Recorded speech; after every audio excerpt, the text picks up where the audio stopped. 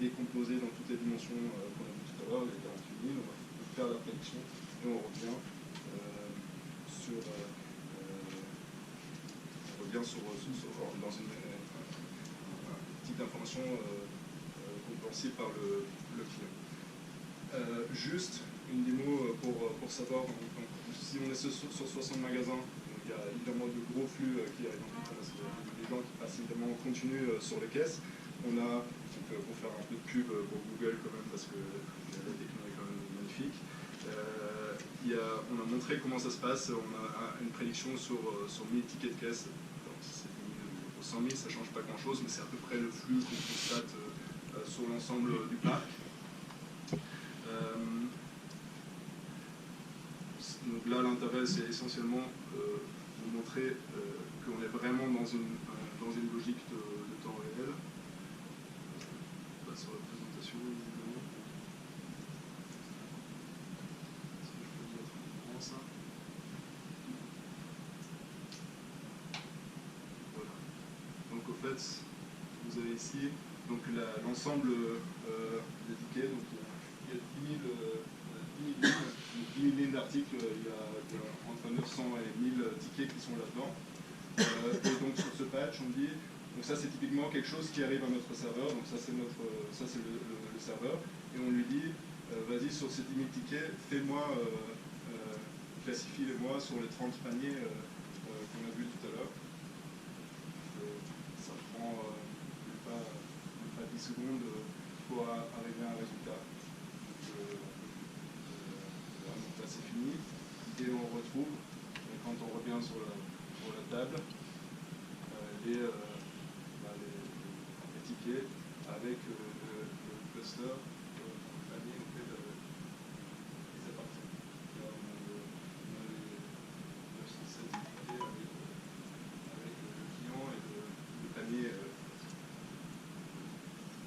Donc ça c'est des choses qui sont techniques, mais du coup deviennent la réalité et peuvent désormais, grâce aux technos qu'on a à notre disposition, se faire en temps réel.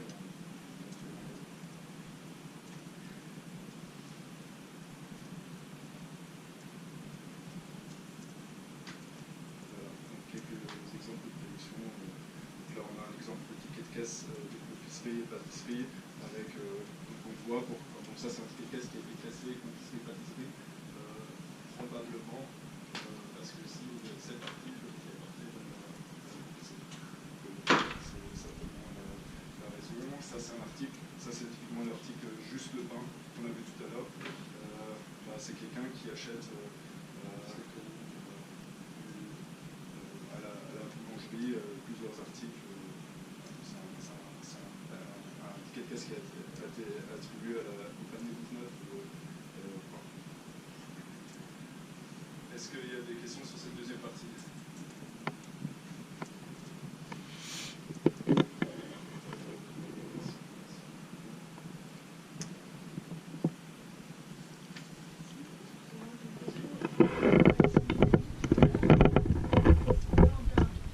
Pricing dynamique? Ah, oui. Effectivement, ça c'était un des modes d'exploitation. Ça c'est déjà un peu plus poussé plus loin, parce que comme vous rentrez dans une réflexion, par une approche du client par panier, pas par article démographique, souvent l'un n'exclut pas l'autre d'ailleurs. Vous avez la possibilité d'anticiper le nombre de paniers qui vont s'acheter pendant une certaine période, et pas seulement les produits. Donc, sur des domaines, sur certains domaines, il y a des pricing qui est adapté en fonction de la demande, aussi des promos. Vous ne pouvez pas nécessairement mettre la demande n'augmente pas que sur les articles qui sont les plus évidents, les articles tête de gondole du panier quelque part, mais aussi sur le reste du panier, parce que le client va avoir un comportement d'achat plus global.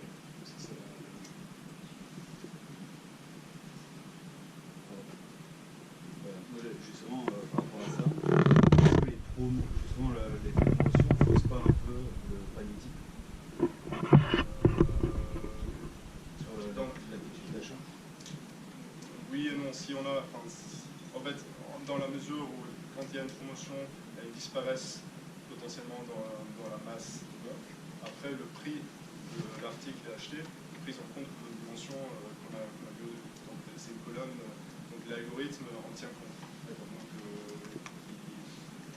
peut y avoir, et il y a aussi une colonne promo qui dit cet article, le panier, donc potentiellement ils peuvent se mettre dans des paniers différents.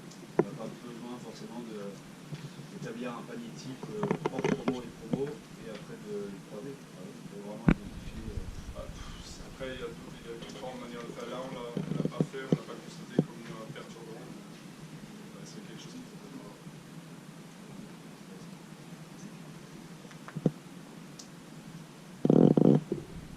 D'autres questions?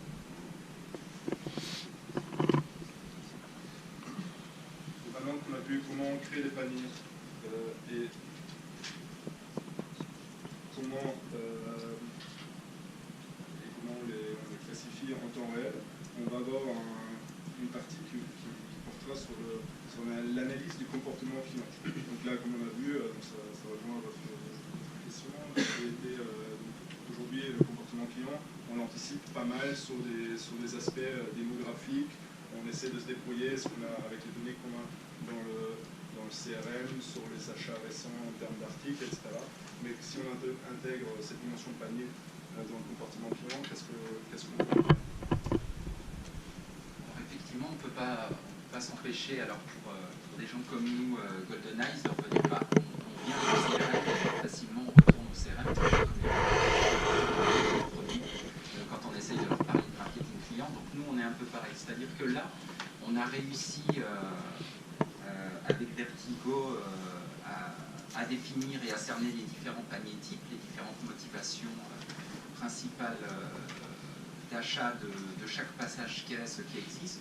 On est capable de qualifier chaque passage en caisse en temps réel. Voilà, mais maintenant, rétrospectivement, ce qu'on peut se dire aussi, c'est qu'une fois qu'on connaît la motivation principale de chaque ticket de caisse, si on le relie, puisqu'on a l'information sur la plupart de ces achats, on a les informations clients, on a envie de dire finalement, pour chacun de mes clients, j'ai envie de connaître à lui ses différentes motivations principales d'achat.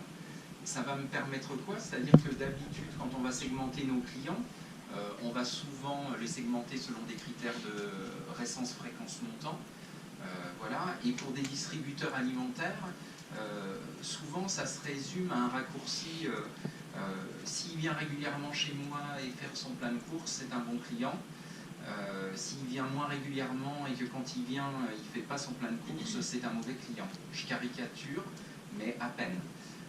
Et tout à l'heure, vous évoquiez la question, le rêve de tout retailer, c'est de connaître les taux de nourriture. Et l'idéal, ça serait de dire, je sais ce qu'il achète chez moi, mais je sais aussi ce qu'il achète chez mes concurrents. Et donc, le fait de pouvoir segmenter mes clients finalement selon leur motivation d'achat, ça va faire en sorte que je vais pouvoir considérer des petits clients en termes entre guillemets, en termes de dépenses effectuées dans l'enseigne, de mieux les qualifier, de leur accorder, on va dire, une meilleure valorisation. Je reviens à mon exemple d'apéro, ou d'achat de bouteilles de champagne et ainsi de suite. Si à chaque fois que j'ai ce besoin-là, je viens dans mon enseigne, dans la même enseigne, à ce moment-là, même si je ne viens faire que ça, ou j'ai que 2-3 motivations d'achat principales, il n'empêche que sur ces besoins-là, mon taux de nourriture, il va être de 100%. Et donc même si ce n'est pas un client qui pèse X milliers d'euros par an de dépenses, c'est quand même, à travers cette info que j'ai, je vais pouvoir le considérer comme un bon client sur ces besoins-là. Et donc si je prends connaissance que sur ces besoins-là, j'arrive à faire des 100% de nourriture sur les clients, à ce moment-là, je vais pouvoir me focaliser sur des fonctions, et donc après on va voir au niveau merchandising, je vais pouvoir me focaliser sur ces fonctions-là et dire je suis capable d'être très bon auprès d'un certain nombre de clients, donc je vais pouvoir continuer à travailler mon merch pour faire en sorte que ça ne soit pas simplement sur une partie de mes clients, mais une plus grande partie de mes clients. Donc voilà.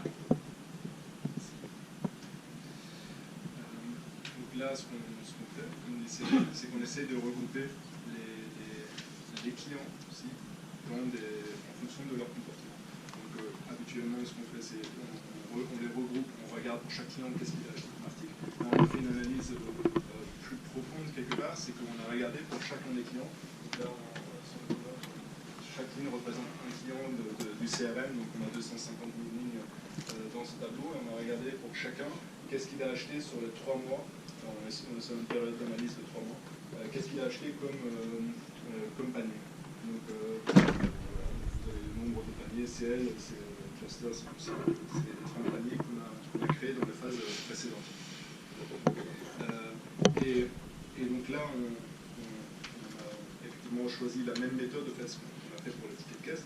On a maintenant clusterisé, créé des segments de clients homogènes.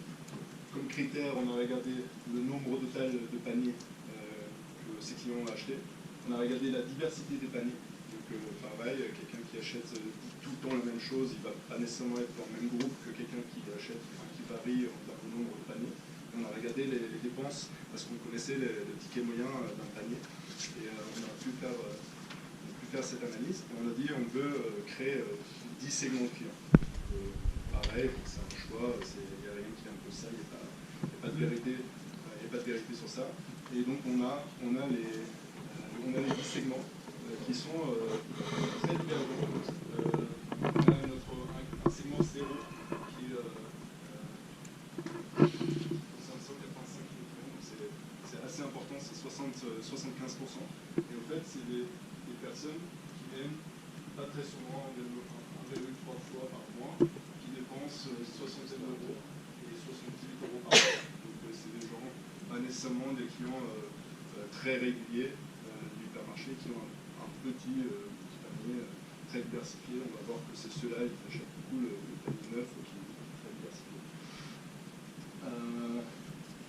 Ensuite, on a l'autre, on va regarder ça un peu plus en détail. Parce que là, on a 10 segments clients, on les a placés sur un carte. Donc à chaque fois, vous avez le nombre de clients concernés et différents critères. Les dépenses mensuelles de chaque segment de clients, les visites mensuelles de chaque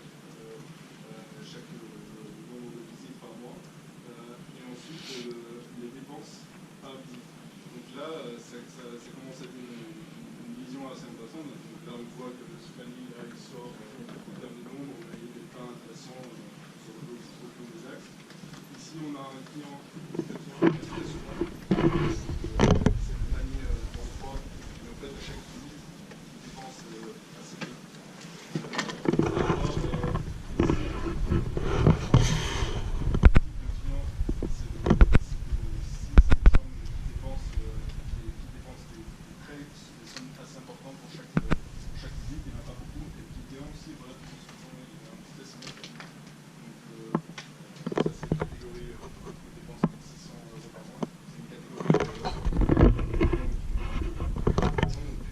Grâce à ça, on propose un peu revenir sur les usages. On a un mapping client par approche panier qui permet de faire du ciblage assez précis en termes de groupe, parce que je sais que en termes d'investissement sur une cible précise, je sais ce que ça, potentiellement ça va me rapporter, parce que j'ai le nom de chacun grâce au CRM.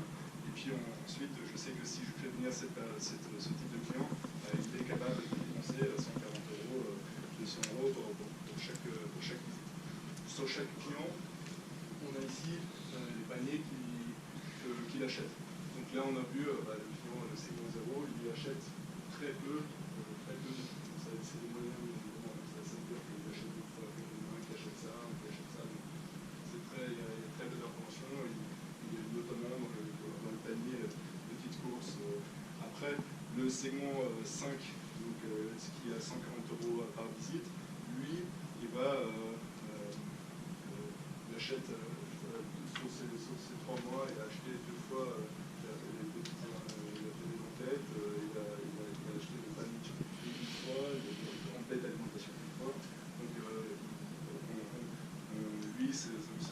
courses très alimentation, mais aussi il est à presque 0,5 en moyenne sur les autres panneaux. Segment 3, là, on a sorti parce qu'il est un peu en opposition. Ça, c'est un client qui dépense 50 € par visite, mais qui vient très souvent. Donc là, on voit que c'est des petites courses, juste, on a encore le panier, juste le pain, qui est acheté 3 fois, les produits frais, les fruits et légumes. Là, on ne va pas voir apparaître des emplettes. Donc ça, c'est un client qui vient tout le temps pour du complément, donc qui doit être ciblé dans la promotion de cette manière. Et donc, quand on fait tourner la prédiction grâce à ces segments clients, on est capable d'attribuer un nœud à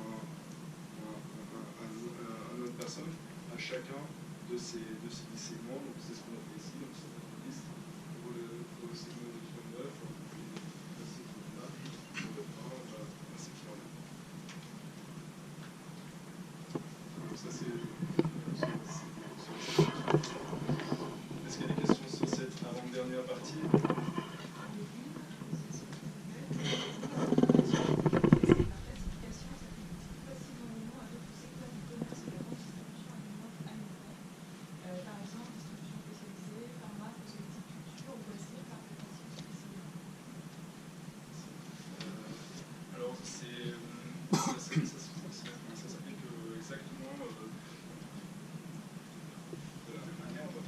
Nécessairement une aussi grande panoplie de tickets, mais là on est sur des fonctionnements qui sont très utilisés aussi par les marchands web, qui ne sont pas nécessairement des marchands avec un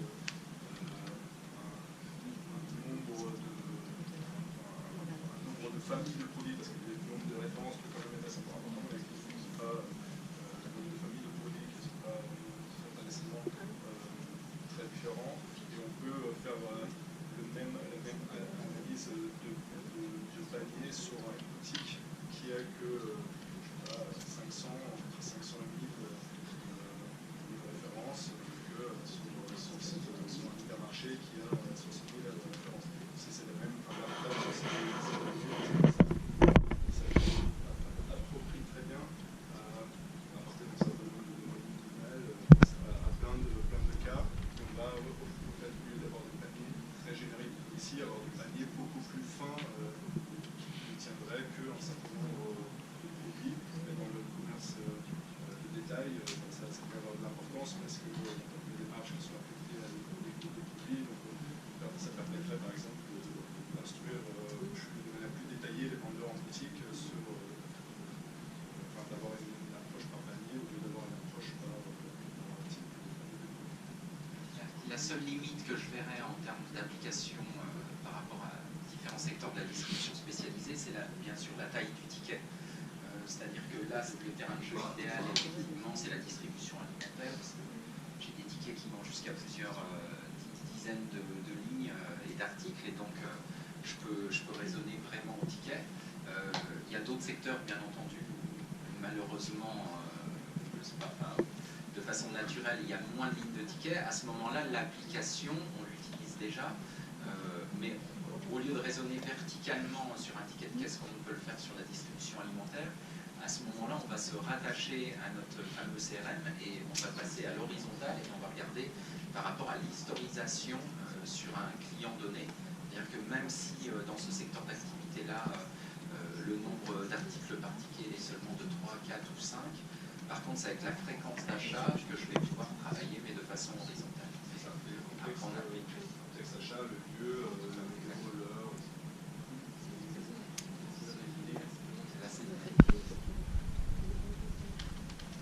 Vous avez présenté une étude ad hoc très sur mesure sur un cas client. Est-ce que dans l'offre de Vertigo, c'est la manière dont vous réalisez ces études, c'est-à-dire sur mesure sur un projet, ou est-ce que vous avez progicialisé ça de telle manière à donner à vos clients une autonomie? C'est une question qu'on va mettre sur la techno après, mais en dessous, il y a un socle technologique, Vertigo est éditeur de logiciels. On se connecte en externe à des ressources et on a certains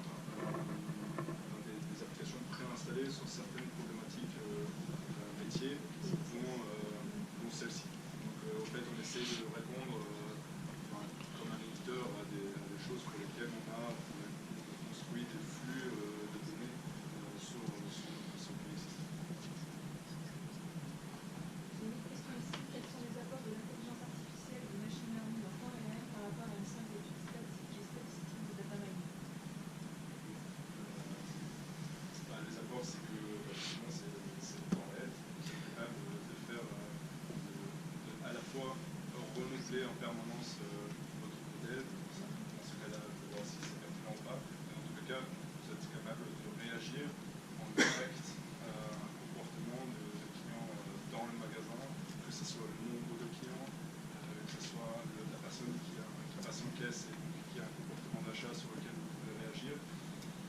Et donc ça sort de l'étude statistique où en fait vous avez une étude data mining, vous avez une étude et ensuite vous pouvez décider d'un certain nombre de mesures en fonction de cette étude, et vous ne savez pas en fait au moment de votre place si c'est les bonnes décisions. Le machine learning, c'est une logique continue qui va s'améliorer.